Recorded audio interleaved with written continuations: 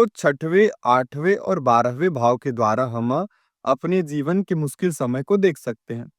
लग्न के द्वारा ही नहीं, साथ ही साथ चंद्र कुंडली के छठवें, 8वें और 12वें को अगर हम लोग एक साथ अवलोकन करें तो हमें अपने जीवन की परेशानी के समय को पता लगाने में सरलता प्राप्त हो जाएगी। तो आपको करना क्या है?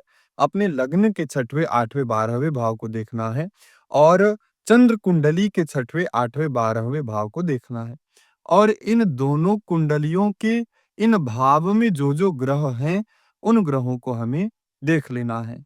और दोनों में जो ग्रह कॉमन आ जाएँ, मान लीजिए कि छठवें भाव में शुक्र है और चंद्र कुंडली के 8वें भाव में भी शुक्र आ जाए, मतलब शुक्र दोनों भाव में आ गया। इसका मतलब जब भी जीवन में शुक्र की दशा आएगी, जातक परेशान होगा ही होगा।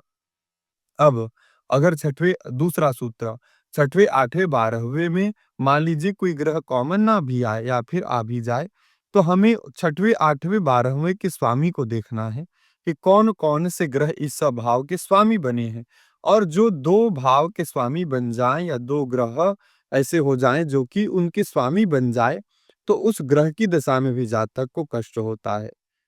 अगर छठवें, 8वें, 12वें भाव में जो राशि है वो कॉमन आ जाए, तो उन राशियों में जब भी किसी क्रूर ग्रह, पापक ग्रह का गोचर आएगा, तो वह काल भी जातक के लिए कष्टमय होता है। तो पहली विधि तो है छठवें, 8वें, 12वें के जो ग्रह हैं, उस ग्रह में कष्ट आएगा। दूसरा है कि जो छठवें, 8वें, 12वें का स्वामी है, उसमें भी व्यक्ति को कष्ट प्राप्त हो जाता है।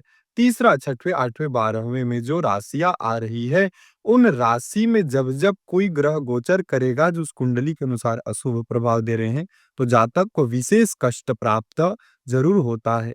जय श्री राम।